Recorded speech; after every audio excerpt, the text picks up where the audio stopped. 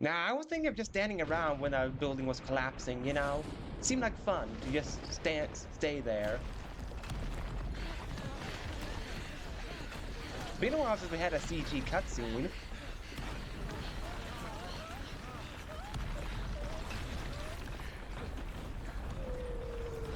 I figured, Cetacea to the rescue!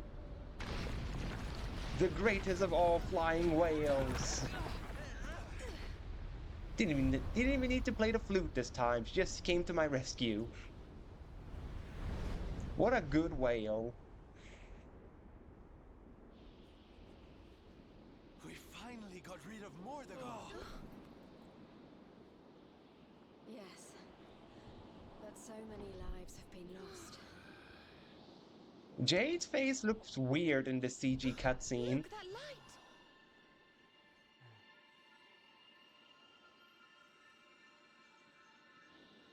Does this mean... Oh, behold! The tree is back! Yes, the World Tree. It's alive.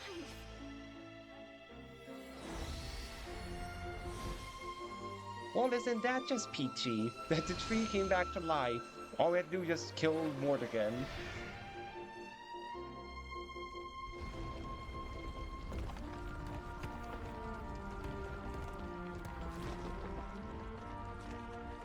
But it said we got the sword of shadows. I wonder if it's a sword I can actually use. Because that would be quite ironic if I could use the sword of shadows as the luminary.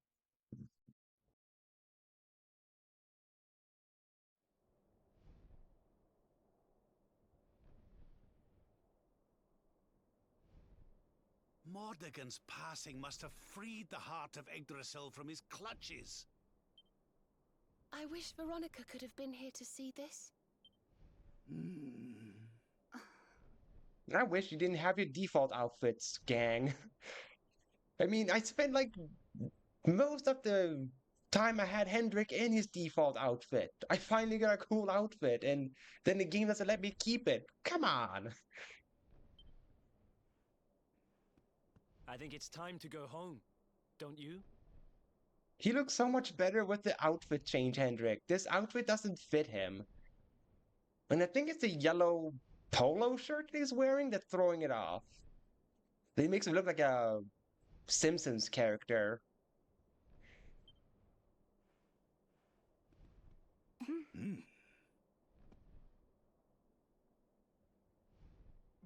I think I know why Jade looked weird in that cutscene before. Her eyes are narrow, but in the CG cutscene, her eyes were round. That's what threw me off with Jade. I just had to look at her in-game model to understand what it was that threw me off with the CG model.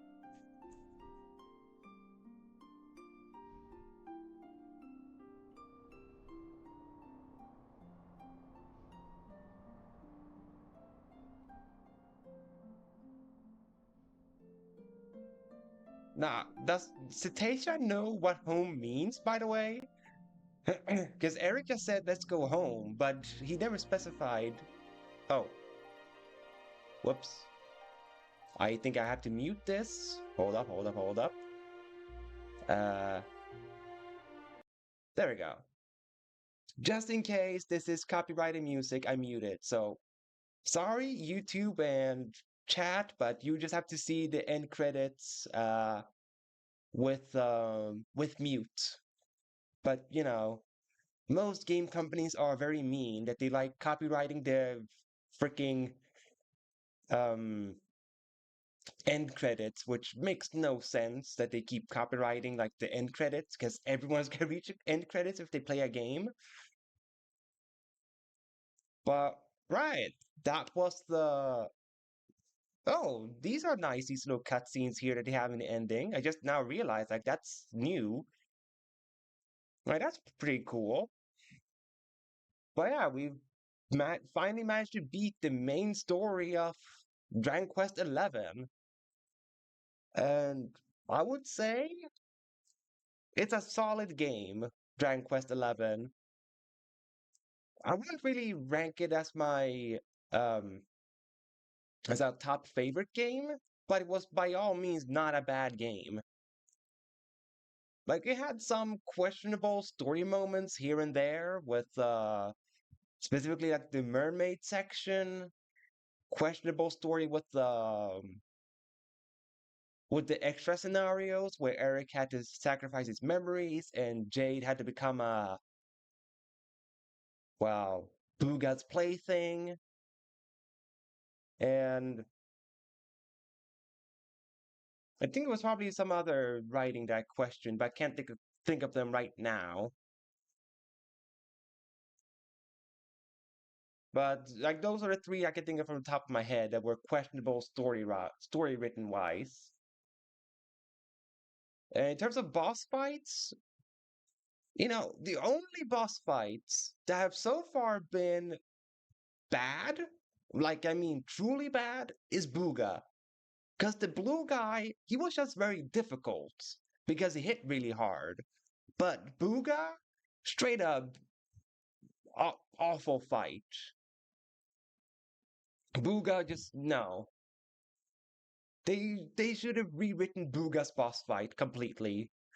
They should have done that with Booga. Just scratch one of the main things with it. Right, the martial arts tournament, it also ended in a very weird way. That was also another one that was like a really weird ending to it. So they had some flaws in the story, but nothing too detrimental, but they had some flaws here and there. But boss fights, Booga is the only one that was truly bad. All the other boss fights, not that bad. And I'm still genuinely surprised by the fact that Booga, in terms of main story, is harder than the final boss fight.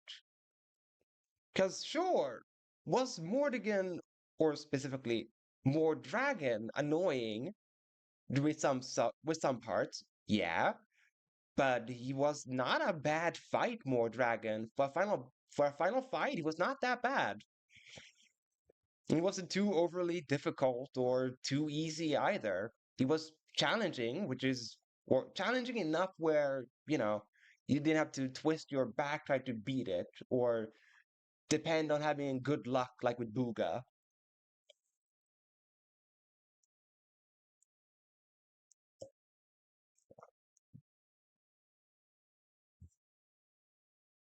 And then in terms of the skill tree, I do really like the skill tree.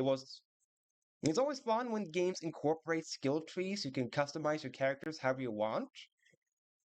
Because I feel that just gives the players, the option to do personal touches to their playthroughs with a skill tree. So that's something that was a big plus, the skill tree. Uh, Something else I could have been without, now that I thought of it, the fact that revival is percentage chance. One thing I kind of wish wasn't a thing in the game, because there were too many times where that just backfired the coin toss on if it's gonna land or not. It was just too often where it did that. And a game shouldn't punish you for having a character die and need to revive them. That's just ridiculous.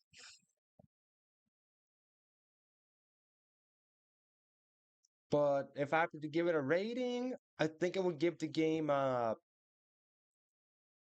think I would give it like a 7.5 out of 10 or a 7, like somewhere between there, like a 7 to 7.5 out of 10. That's what I would give this game if I have to give it a score.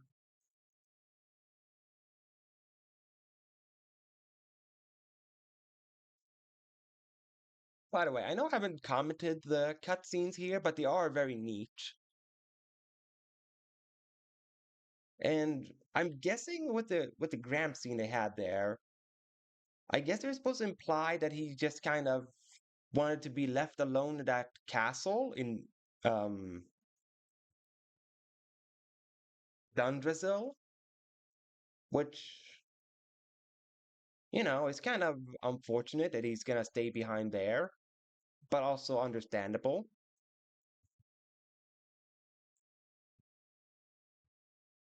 But yeah, we are gonna do the post game. So, if you just want to see like the main story and not the post game, well, this will be like the last video that is main game.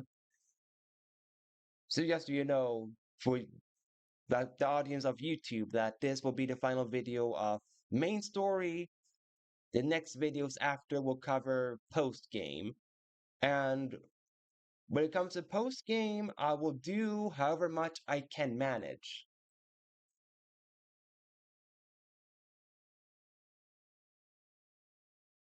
Because I did find out from chat that to get the true final boss, I have to beat 2D land, which is something that I don't think I can actively stream because copyright goes burr if you try to go 2D mode.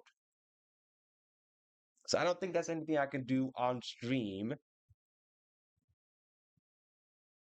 So yeah, we'll just see how much of the post game I can accomplish. That's all I can say to that. So it won't be a true 100%, but as close as I possibly can with 100% is what I will do with the playthrough.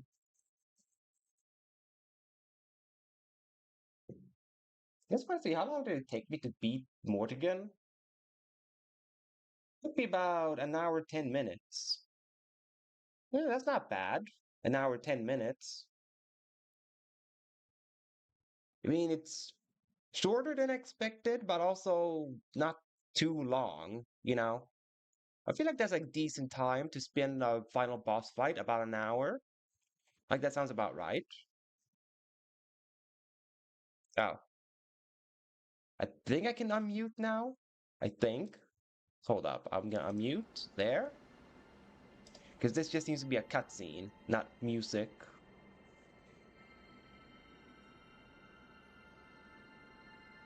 Alright. Intriguing gear. Or I'm guessing it's just the game's way of saying go to 2D land.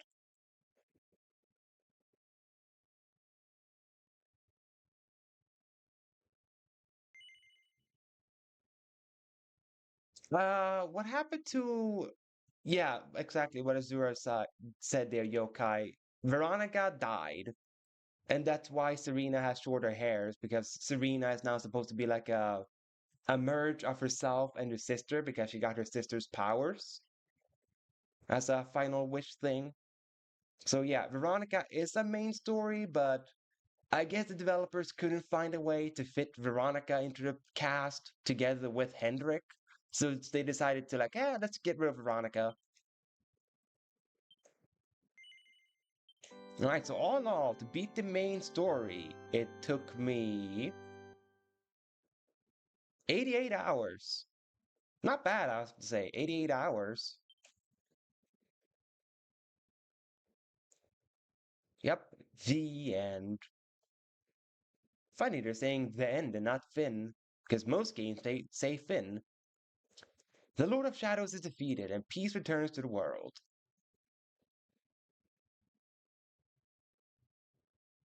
A few days later, Yuki and his companions gather in Arborea to remember their friend Veronica. To be continued. ...